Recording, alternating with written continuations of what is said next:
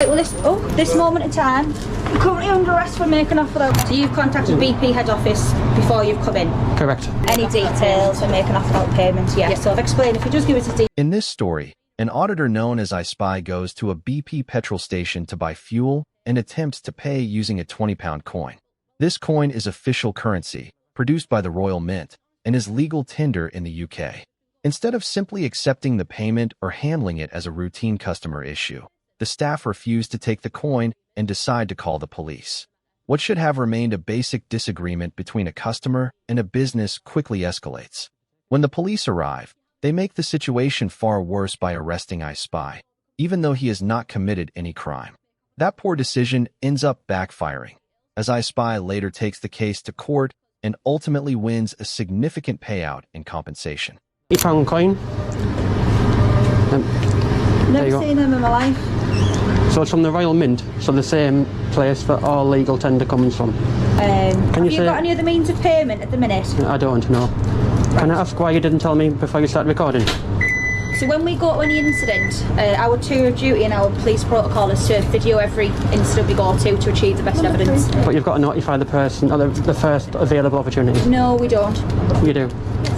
Have you got that from somewhere? Have you read that up somewhere? Or? Yes, your policy. Yeah. Okay. Well, at the minute, we're obviously videoing everything because we've been called to an incident. Immediate response where there's some ongoing issue with payment, whether it's a domestic... 999? Well, that's what's coming as, yeah. Wow. Well, we just didn't know what was happening. There was an altercation in the shop, so we've arrived on that instance. Are you going to give me your name? I'm not, no. Right, okay. Because is there a reason for that? Because it's a civil matter, and it's not something that the police can get involved in. To a degree, you're right. It is a civil matter.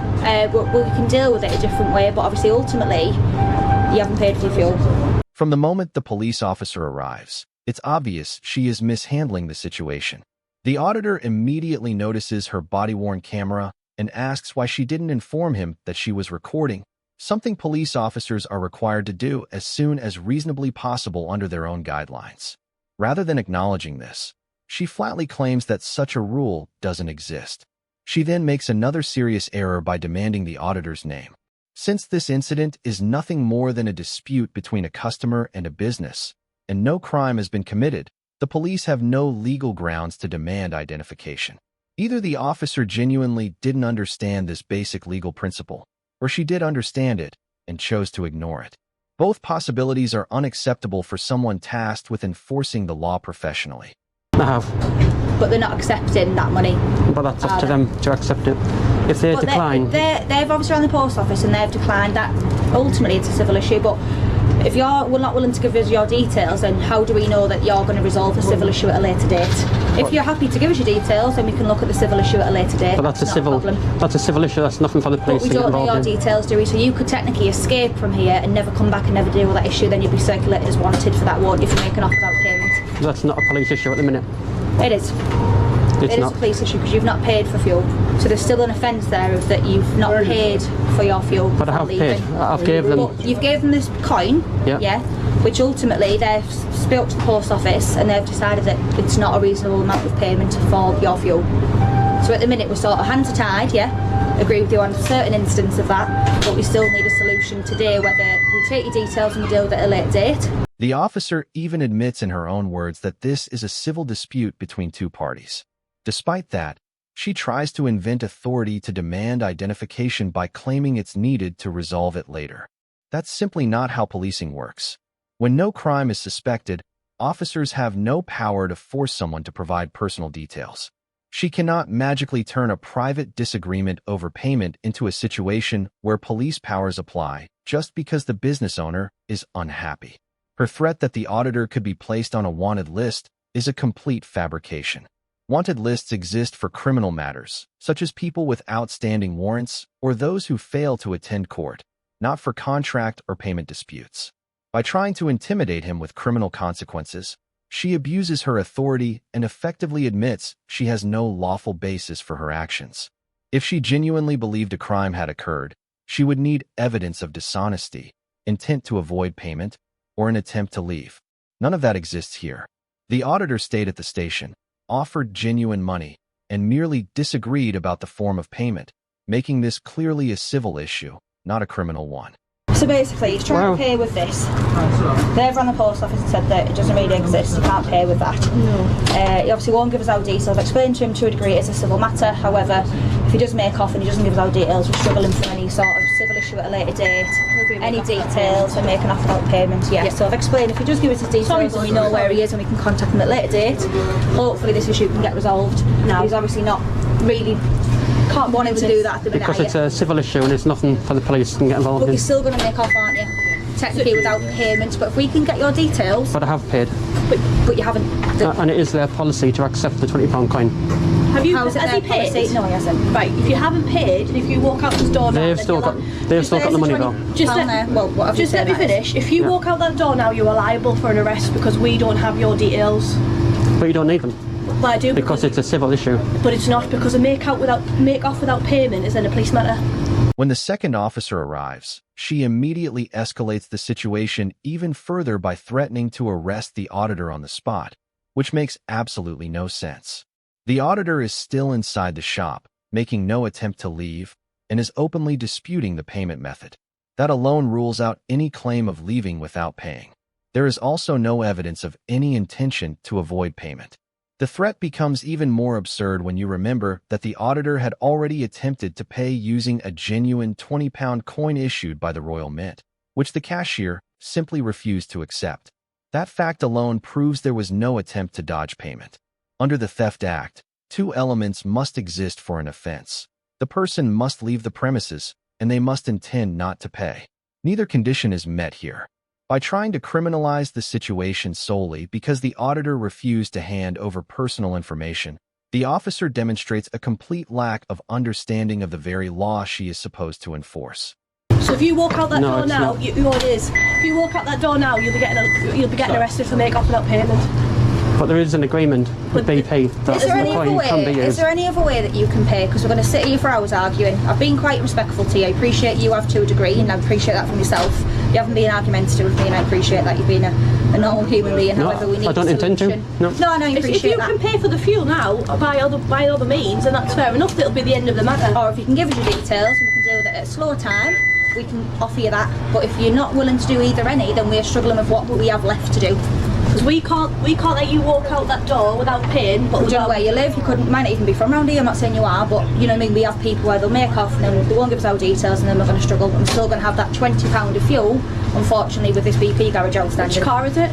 But I have paid for the fuel. But you haven't paid for the fuel. Which one? Right, we're going round in circles, aren't we? We are, unfortunately, yeah. We've agreed, we've reasoned with you now, and we've tried to say that if you give us your details, just tell you where you live, we'll deal with it slow time. However, you then leave, you don't have your details, you don't know where you live, you could live in London for all we know, and then there's still this making off without payment because they will not accept this as payment. But I don't have to identify for a civil issue. It technically isn't a civil issue though, is it, when you leave and you don't pay? You haven't paid for your fuel. We've got the payment here, which isn't acceptable, so really you haven't paid at the minute. The entire situation is built around something that never actually happened. The officers keep warning the auditor about what will occur if you leave, as if he's about to run off without paying. But that moment never comes. He remains inside the shop the whole time, continues speaking with them, and had already attempted to pay using a genuine Royal Mint coin. So the officers aren't responding to his real actions at all. Instead, they're reacting to a fictional scenario they invented themselves. That isn't law enforcement, it's storytelling. The officers claim that they can't identify him without forcing him to show ID is also nonsense, because his vehicle and license plate are sitting right outside in the car park. That's a perfectly legal and straightforward way to identify someone if it were genuinely necessary. Rather than using that option, they ignore it completely and keep pushing demands they have no legal authority to make. By turning a basic disagreement over payment between a customer and a business into grounds for arrest, they don't solve anything. They only escalate the problem and make it far worse than it ever needed to be. Well, I have, because I've handed the coin over. Right. So I haven't got that in my possession, and I've contacted BP head office before coming here. Right, and was that today then, or? No. So when was that then? So you've contacted BP head office before you've come in? Correct. Right, so did you contact them today, or was it yesterday, or last week, or? It's not up to me to say that. How's it money? Do you understand what the £20 coin is? No, that's why I'm confused. Well, why are you threatening me for arrest then, if you don't know? Because it's not money.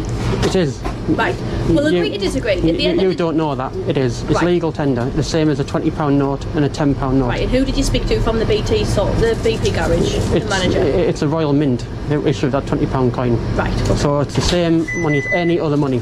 If you get someone on the phone to me who you've spoken to earlier, then we could kind of end the matter here, can't we? But if it's a civil issue, I don't need to assist you. But at the minute we don't know it's a civil matter. But I don't need to assist you in a civil issue. But you do, because it then turns into a police matter because we don't know that coin. The auditor had already gone above and beyond by showing that BP's own company policy confirms the coin is valid payment. That alone should have ended the situation immediately. Instead, the officer escalates things further by insisting that he personally must call BP headquarters to prove it, or else she'll treat it as a police issue. That demand is completely absurd. He has no legal duty to do her job for her, and refusing to make a phone call does not magically become a criminal offense. Police are supposed to examine the facts and apply the law properly, not pressure citizens into proving their innocence or assisting officers out of convenience. When she then says, "We don't know that coin," it only makes her look even worse. A £20 Royal Mint coin is official legal currency in the UK.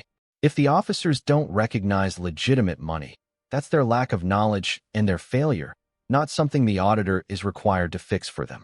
It's a civil You're running the risk agreement. of being arrested because you haven't given us details and you're going to walk out that door and it's technically a failure to pay. But then it'll be a civil. But then I'll sue you. Well, that's fine. If you want to sue us, that's fine. Unlawful arrest. Like I said, we've been honest with you in terms of which way we can go. The staff here have been very honest, okay? And all I'm saying Well, he is, if you hasn't. get the person on the phone who you spoke to earlier with the agreement, then that could be the end of the matter. But you as know- far as I do, then technically, if you walk out the door, it's going to be a make without payment. He's already accepted to take it.